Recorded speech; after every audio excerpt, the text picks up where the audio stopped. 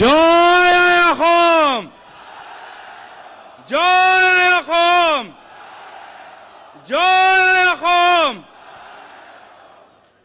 ধন্যবাদ। আজি বনগাঁও ছয়গাঁৱত কংগ্ৰেছ দলৰ ব্লক আৰু মণ্ডল কংগ্ৰেছৰ সভাপতিসকলৰ লগত অনুষ্ঠিত হোৱা আজি এখন কৰ্মী সভাত উপস্থিত থকা আমাৰ কংগ্ৰেছ দলৰ সভাপতি মাল্লিকাৰ্জুন খাৰ্গে ডাঙৰীয়া, উপস্থিত থকা বিৰোধী দলৰ দলপতি মাননীয় ৰাহুল গান্ধী ডাঙৰীয়া, উপস্থিত থকা নিখিল ভাৰত কংগ্ৰেছ সমিতিৰ সাধাৰণ সম্পাদক কেচি বেণুগোপাল ডাঙৰীয়া, AICC general secretary Jitendra Singh ডাঙৰীয়া, বিধায়িনী দলৰ দলপতি দেৱব্ৰত শইকীয়া ডাঙৰীয়া, মঞ্চত উপস্থিত থকা প্ৰাক্তন সভাপতি ভূপেন বৰা ডাঙৰীয়া, ৰকিবুল হুছেইন ডাঙৰীয়া, ৰিপুণ বৰা ডাঙৰীয়া আৰু মঞ্চত উপস্থিত থকা জ্যেষ্ঠসকল, ইয়াত উপস্থিত থকা সতীৰ্থসকল আৰু ইয়াত উপস্থিত থকা আমাৰ দলৰ কৰ্মীসকল,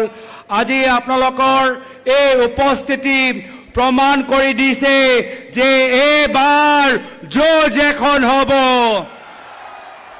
যুঁজ এখন হ'ব, যুঁজ এখন হ'ব। আমি যুঁজিম আৰু আমি জিকিম, আমি যুঁজিম, আমি যুঁজিম, আমি যুঁজিম, আমি যুঁজিম। কাৰ বাবে যুঁজিছো? নিজৰ বাবে নহয়, আমি যুঁজিছো আমাৰ অসমীয়া আইৰ বাবে, আমি যুঁজিছো অসমীয়া মানুহৰ স্বাভিমানৰ বাবে, আমি যুঁজিছো অসমীয়া মানুহৰ আৱেগৰ বাবে, আমি যুঁজিছো অসমীয়া মানুহৰ নিৰাপত্তাৰ বাবে। আৰু মানুহে গম পাই গৈছে যে যদি আমাক লাগে অসমৰ ভিতৰত শান্তি, তেতিয়াহ'লে আমাক লাগিব কংগ্ৰেছ পাৰ্টি। আজিৰ পৰা 25-26 বছৰ আগত অসমৰ চাৰিওফালে অন্ধকাৰ আছিল, ৰাজ্যত অগপৰ চৰকাৰ, কেন্দ্ৰত বিজেপি চৰকাৰ।